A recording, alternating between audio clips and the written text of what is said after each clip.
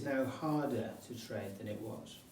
I think in one sense the market's become a lot easier to trade because there's many more platforms around. That retail investors can access opportunities to trade much more easily.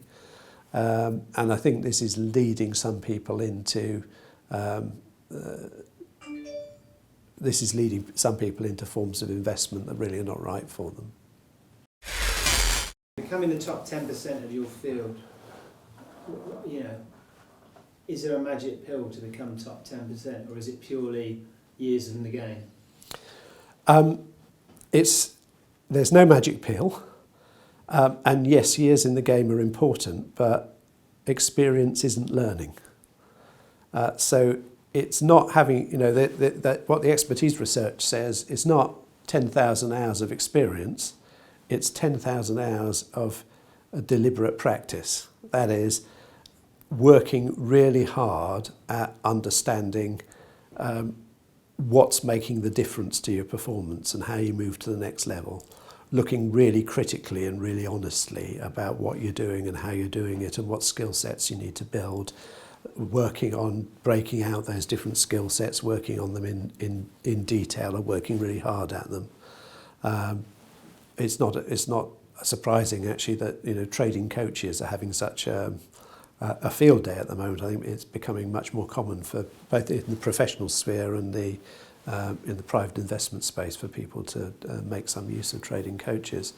A good coach can help you break some of those elements out. But in trading, it's actually quite hard to separate. One of the big problems that you've got in building up expertise is it's actually quite hard to separate out what's skill and what's purely random luck. There's an awful lot of noise in the feedback.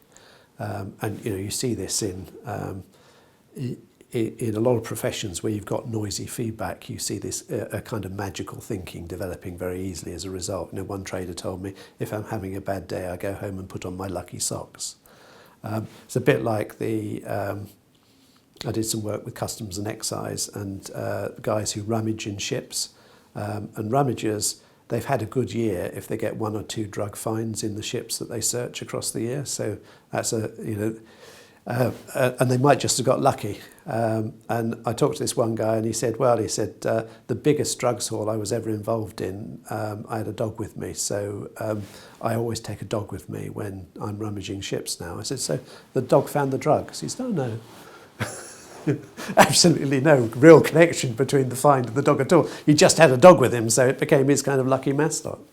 And I think because of this noisy feedback and this loose coupling between skill and performance in trading, it's very important to be really self-critical and think about, am I over-learning from something here? We as human beings, we do have this tendency to over-learn from a few experiences. That's why in professional trading, managers get so focused on watching out for novice traders having a few big early wins, because they get really worried that they're going to get overconfident and believe they've got skill sets that they haven't yet got.